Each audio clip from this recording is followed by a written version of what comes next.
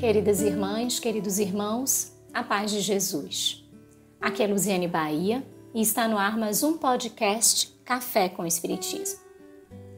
Na terceira parte do nosso estudo, acerca da influência moral dos médiuns perante as comunicações mediúnicas, destacamos a sexta pergunta elaborada pelo codificador, constante do capítulo 20, item 226 do Livro dos Médiuns, com o seguinte teor.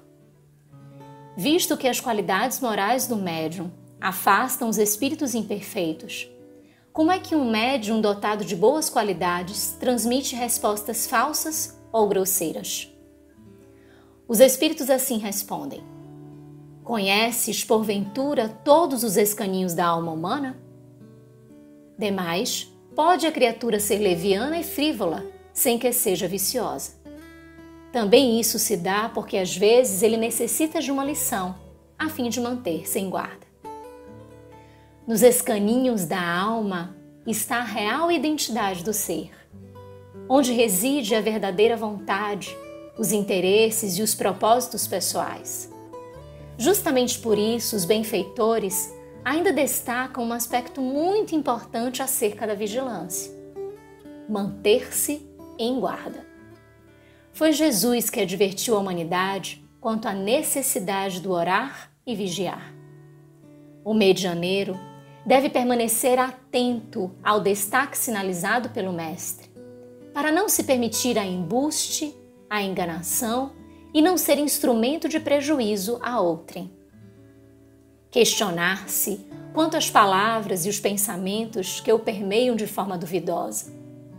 Investigar as mensagens que vêm por seu intermédio, estudando-as para melhor discernir os seus objetivos e identificar se realmente atendem aos objetivos das instruções, que são sempre edificantes. A lição da atenção é valiosa, pois nos conduz à reflexão de que muitas situações podem ser evitadas simplesmente porque estivemos despertos, presentes, conscientes do nosso querer e do que nos motiva diante das ações. Porque o médium colocou-se como um estudioso, atento às suas dificuldades e percebendo o que precisa realizar para que a comunicação cada vez mais se aperfeiçoe. Em sentido muito próximo a esta abordagem, tem-se a questão 10, formulada por Allan Kardec, que diz assim: se ele só com os bons espíritos simpatiza, como permitem estes que seja enganado? Ou seja, se o médium tem a simpatia dos bons espíritos, por que estes não impedem que ele seja levado a equívoco? Percebamos que nesta situação o medianeiro tem reais comportamentos positivos, pois tem a companhia dos benfeitores espirituais. Suas qualidades morais são verdadeiras, mas por que, mesmo assim, não há intervenção dos bons espíritos para evitar a desdita dele?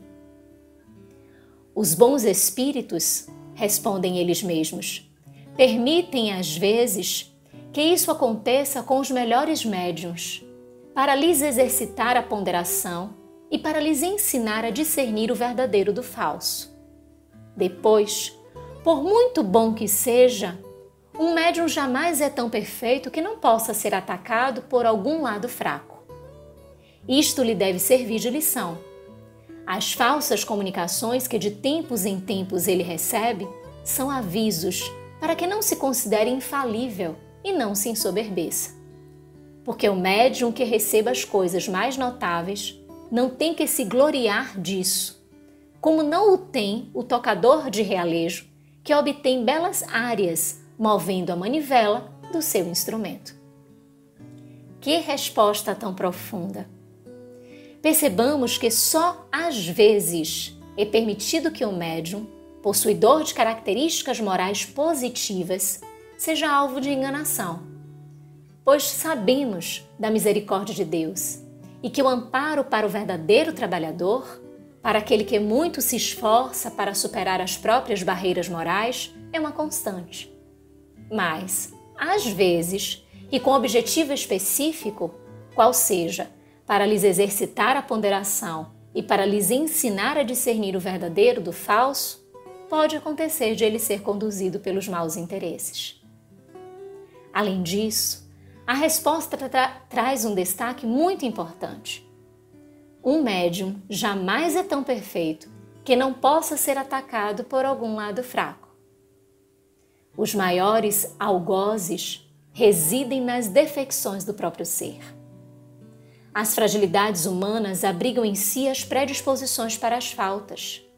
Diante da imperfeição, a possibilidade do equívoco. Assim, a mediunidade, observada de forma séria, é uma ferramenta que permite o crescimento moral do medianeiro, que, atento às próprias faltas, busca, através do exercício da faculdade, aperfeiçoar-se instrutiva e moralmente, cada vez mais. E por quê? Permitem os espíritos superiores que pessoas dotadas de grande poder como os médiuns, e que muito de bom poderiam fazer, sejam instrumentos do erro. Insiste também aí Kardec, nesta pergunta, para que haja um reforço nas elucidações dos bons espíritos acerca do nosso projeto rumo ao progresso pessoal. Esclarecem eles que procuram influenciá-las, as dotadas de grande poder, mas, quando essas pessoas consentem em ser arrastadas para o mau caminho, eles as deixam ir. É o respeito ao livre-arbítrio pelos benfeitores.